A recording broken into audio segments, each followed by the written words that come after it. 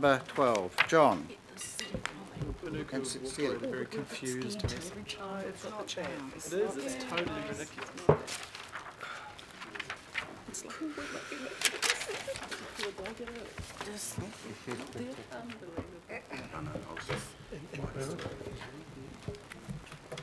It'll come back. John. Okay, thank you. So this item on group policies, look, I'll take it as read. This asks for approval of group policies on procurement and insurance, which have been developed in line with the protocol which was passed by the governing body in April this year.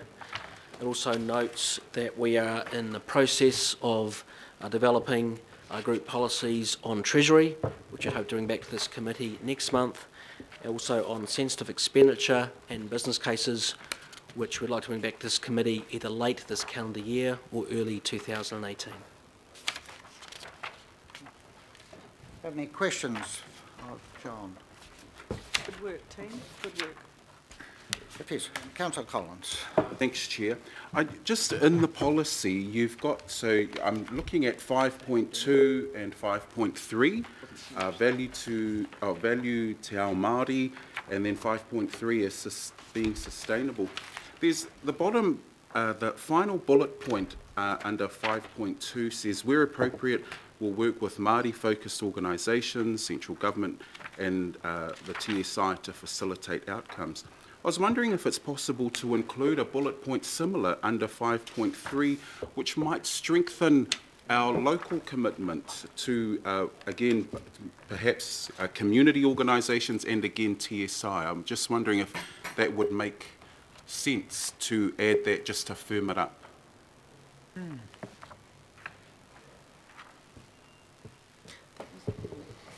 Jazz. Through you, Mr. Chair. I believe that's already addressed in terms of the actual bullet point regarding our suppliers' social responsibility practices, etc. But if that's not the case, we can review that. In terms of local outcomes, sustainability looks at economic, community and environmental outcomes. So we didn't feel it was any need to get that specific again in terms of particular organisations as such, because otherwise that will necessarily reduce the scope of what we're trying to achieve. I'll speak to the motion. Okay. Thanks. Can I ask, with looking at these policies, it appears to me it sort of presupposes that the centralised model for this approach to insurance and what have you, that there will automatically be a lower premium if there is a consolidated effort, but that doesn't necessarily, that's not guaranteed across the entire group, is it? I mean, there may be, some of the CCOs might be able to negotiate a good deal. What's to presuppose that you, because we're big and centralised, will be cheaper? Through you, Chair, I'll just go back probably to the example of the insurance policies, which were renewed this year on a group basis. We saw benefits across parent and all the CCOs, because the reality is we do have buying power, and it's important that we leverage off that. Which I understand as an aggregated statement, but for the individual CCOs, they might be able to negotiate a good deal. Where I wonder if we're sort of talking past each other here, because yes, there is a good aggregated result, but the CCOs have their own board, their own management structure. They operate, in accordance with their own constitution. So I'm just wondering. Are we presupposing that yes, there's going to be an aggregated result which is favourable to the collective, but actually individually it might not necessarily be? Through you, Chair, I think we're probably looking at two things here. One is the process which we go about, let's say, procuring insurance. Yeah. And there might be a good case here which an individual CCO has a really excellent method of doing a certain part of it. Now, what we should do as a group is embrace that, but then still procure on a group basis to get those benefits from the economies of scale. Right. And John, perhaps you could just further explain the insurance and the underground assets and how we had no cover previously and now we do have cover. Yeah. So, through you, Chair, so there's aspects here about cost and economies of scale, and there's also part of the reason for looking at group policies is eliminating risk. So to the Chair's point on the insurance of underground assets, we had a situation previously where council had cover for, this is council parent, for its underground assets, Watercare did not. So we could have got into a situation where we had a major event, we had two different brokers looking at it, different insurers, some assets covered, some assets not covered, which again exposes the council to what I'd call preventable risk. Councillor Holes. Just a quick question. So, and just around the procurement policy, that's okay. So, in here we've got some good wording around the delivery for best value for dollar, but understanding in there the delivery to a variety of outcomes and multiple outcomes. So given some of the discussions we've had around social procurement, is this still covered in here?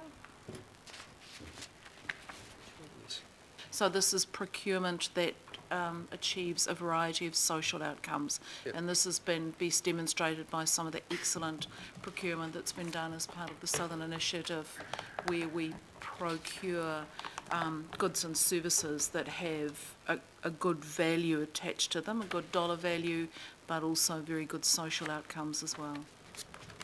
Just to make sure we're not losing that focus. Through you, Mr. Chair, it is in terms of 5.3 and this sustainability principle around, again, positive environmental, community and economic impacts.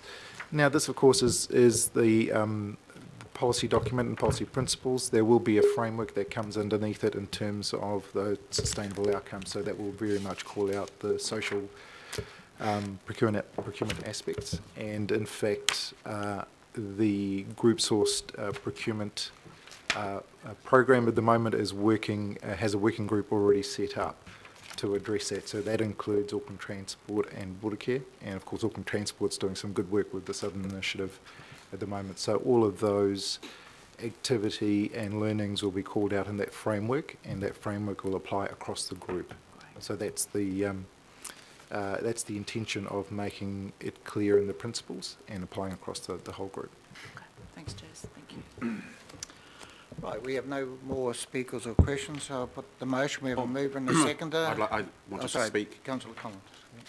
Thank you, Mr. Chair. I wonder if I can actually note some kind of an amendment, because I think that it's important.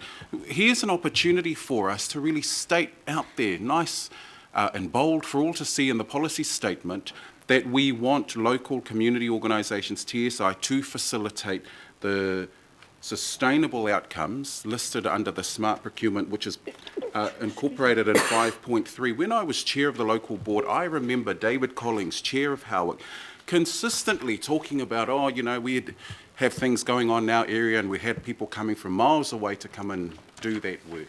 So the constant message from Chair Collins was, how do we keep it local? How can we apportion part of the spend to ensure that local community organisations, TSI could facilitate it, are being looked at to facilitate some of this work? I'm not saying that we go out completely and just throw it at them, but I think we can make a really strong statement today by matching it up, because we've got the statement already in bullet point 4 under 5.2, and I don't see why we can't have a similar statement under 5.3, which makes it very clear that we want to encourage local community organisations and TSI to facilitate some of these outcomes. So I'd like to, I don't know if that's I'd like to move that as an amendment, just to add that one bullet point to the policy document, because it is not inconsistent with what's already in there. Policies. If possible. Yep. Can I speak What to are the that? words? Just wait a sec, whether we, so, Through you, Mr. Chair, Councillor Collins, if you're happy to work with us on the wording of what you'd like to see. the officers and I are indicating that we can accept that. So that doesn't require an amendment. We're giving the undertaking in front of the councillors that will happen. Excellent. So thank you, Mr Chair. I'd just like to support that because I think it's a cost saving as well. Where possible, it's not always possible, and it might be more effective and whatever to take things across the board. But where possible, I think it's a good message. You know, buy local for local. Yeah. Thank you. Thank you for it, and thank you for embracing that, staff. Thank you. So remember, we were deciding to do that at Waiheke and Great Barrier anyway, so just be adding to it. Okay, so I don't think there's anyone else, so we've got a mover and a second to this, so I'll put the motion. All those in favour? Aye. Against? All right, we'll have a 5-minute break, and just a 5-minute break if we're trying to wrap up by 12.